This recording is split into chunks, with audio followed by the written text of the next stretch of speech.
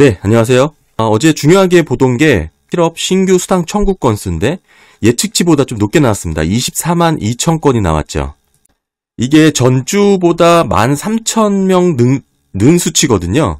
그러니까 이제 시장에서는 노동시장이 이제 좀 빠르게 식고 있다 이렇게 보고 있는 겁니다.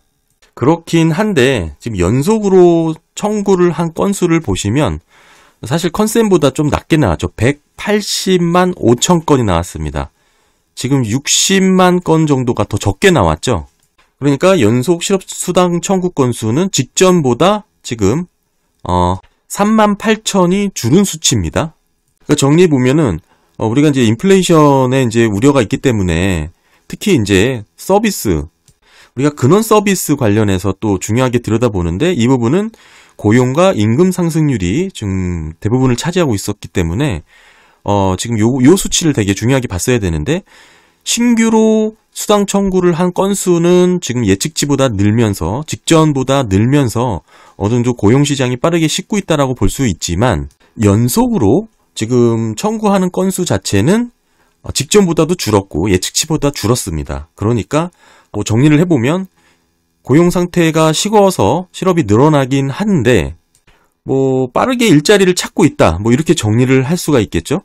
그러니까 절대적인 실업수당 청구 건수 자체는 의미가 있다고 보는데 이게 좀 디테일하게 들여다보면은 이게 정말 긍정적인 뜻인가? 그러니까 예를 들면 고용시장이 빠르게 안정되고 있는 건가? 이게 좀 약간 한 번은 의문이 드는 그런 수치가 이렇게 상반돼서 나온 거죠.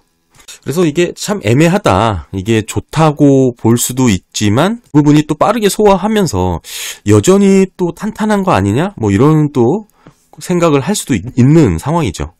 그래서 그런 게 시장에 그대로 다 반영이 된 것 같아요. 마냥 좋아하는 수치도 아니고 그렇다고 무조건 나쁘게 볼 만한 지표도 아니고 그렇습니다. 그래서 오늘 또 발표될 만한 게 임금 상승률하고 또 실업률 관련된 부분이 있죠. 비농업 고용지수도 중요하게 봐야 되고요. 이렇게까지도 좀 지켜봐야 되기 때문에 어느 정도 관망하는 분위기가 좀 이어졌다라고 볼 수가 있죠. 네, 그리고 또 연준 대체화 대조표 총 자산이 8조 5,500억 달러. 네, 그래프로 보시면 이렇게 SB 파산 이후 올랐다가 또 빠르게 다시 자산이 줄고 있죠. 최근 속적으로 쭉 꾸준히 감소하고 있는 모습이 이어지고 있습니다. 자산 항목에서 중요하게 볼 만한 게 이제 이 RP 거래죠. 피마 계정이 이제 다시 제로로 돌아왔습니다. 네, 그래프로 보시면 이런 모습이 나왔죠. 600억 달러까지 올랐다가 빠르게 소화가 됐고요. 다음은 이제 재할인 창구와 BTFP, 그다음에 FDIC 보험공사 관련된 부분 그래프로 한번 보겠습니다. 네, 이건 재할인 창구를 이용한 긴급 대출 관련된 내용인데 빠르게 줄어들었죠.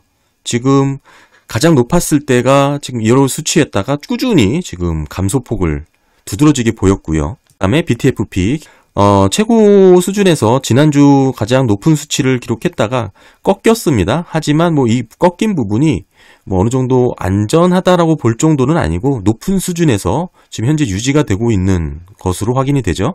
이 BTFP 항목을 잘 보시면 은행 리스크와 직접적으로 연관성을 나타내기 때문에 요 추이를 좀 유념해서 보시는 게 좋을 것 같습니다. 네, 그리고 이제 FDIC 보험공사 관련된 자금이 빠르게 늘었습니다. 요 부분도 같이 마찬가지로 은행 리스크 관련된 그런 항목으로 체크를 해야 되는 부분이 있고요. 네, 다음은 부채 항목 보시면 일단 영래포죠. 영래포 계정도 미비하지만 여전히 높은 수준을 유지를 하고 있습니다. 네, 차트로 보시면 이렇게 금방 이해를 할 수가 있고요. 네, 다음은 재무부 TGA 계좌. 잠깐 올랐다가 좀 감소하고 있죠.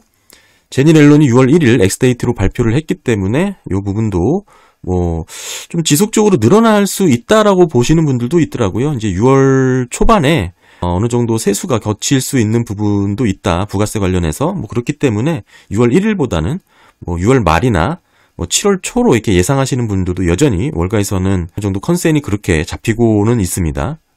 근데 무엇보다 이건 정치적으로 해결해야 될 부분이기 때문에 좀 지켜봐야 될 부분이 있죠. 그리고 지급준비금도 보시면 이렇게 여전히 큰 의미 있는 변화는 없었고요. 간단하게 좀 정리를 해보면 지난주 대체대조표보다는 은행 리스크 관련된 직접적인 항목의 변화가 조금 둔화되는 모습이 나타났죠. 그렇지만 의미 있게 늘어난 것은 요 항목입니다. FDIC 관련된 내용이 좀 많이 늘었습니다. 차트를 보시면 요거였죠. 좀 급격하게 늘어났고, 네, 요 부분이죠. FDIC 예금보험공사 관련된 대출이 이렇게 늘어난 게 여전히 은행 리스크 관련해서는 해소된 부분이 전혀 없다라고 볼 수가 있겠죠. 지난 몇 주 동안 결국에는 이 RP 거래, 이 피마 계정이 늘던지, 초반에는 재할인 창구가 늘었다가 빠르게 이제 줄었고, BTFP는 뭐 꾸준히 늘고 있고, 그다음에 FDIC 관련돼서도 마찬가지로 이렇게 번갈아 가면서 꾸준히 항목 자체의 순환은 있지만 그 내면에 담긴 은행 리스크에 관련된 부분은 여전히 그 불씨가 살아있고 좀 더 지속되고 있는 경향이 있다라고 해석을 할 수 있겠죠. 그래서 퍼스트 리퍼블릭 다음 은행들의 주가 보시면 50%입니다. 떨어졌다가 또 떨어졌죠. 예. 웨스턴 얼라이언스도 마찬가지입니다. 약 40% 가깝게 흐름을 보이고 있고 마찬가지죠. 그렇게 움직임이 좋지는 않습니다.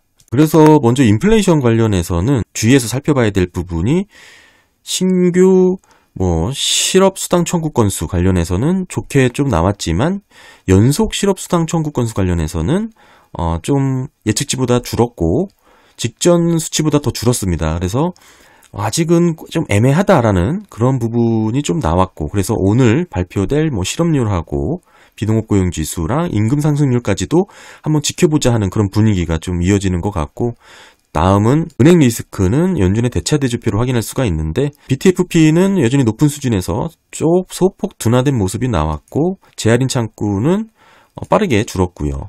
피마 계정도 안정세를 찾았고, 다만 FDIC 관련된 대출이 좀 크게 늘었다. 그리고 지금 문제가 닿는 은행들을 보면 여전히 리스크 관련돼서는 이렇게 우려를 하고 있는 모습이 두드러지고 있죠. 그리고 여전히 은행들의 대출 증감률은 꾸준히 떨어지고 있습니다. 아마 곧 있을 대출 태도 지수 발표도 있을 텐데 부정적으로 나오겠죠. 또 중요하게 들여다야 할 지표입니다. 그리고 패드워치에서 보시면 지금 뭔가요? 7월 달부터 피벗을 반영을 하기 시작했네요.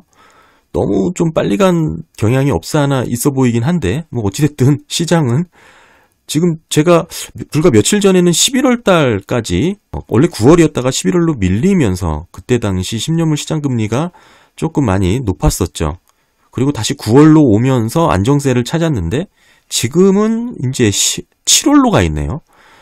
역시 너무 좀 빨리 간다라는 분위기가 없지 않아 있긴 한데 이렇게까지 이미 시장에서 지금 전망을 하고 베팅을 하고 있다면 여전히 은행 리스크가 살아있고 BTFP도 여전히 높은 수준에서 유지가 되고 있으면서 FDIC 대출도 급격하게 늘어났고, 결국에는 오늘 실업률 요 부분 지수 좀 몇 개 살펴보면서 그렇게 지켜보면 대응을 하면 될 것 같고, 여전히 또 10년물 시장 금리가 3 무렵까지 내려왔네요. 예전에서 제가 또 말씀을 드렸었긴 한데 3.3에서 또 3.5, 6, 7의 이제 변동 구간이 어느 정도 이어질지가 이제 중점적으로 들여다봐야 될 부분인데, 지금 쭉 살펴본 바에 의하면 3.5를 넘어가기는 어렵지 않나, 저는 그렇게 보고는 있습니다. 그리고 지금 수준이 아까 말씀드렸다시피 지금의 시장 상황을 어느 정도 다 반영한 정도의 수치니까요. 여기서 이게 우리한테 불리하거나 유리한 수치나 지표가 나오면 여기서 이제 또 조정이 이렇게 이뤄지겠죠. 네, 감사합니다.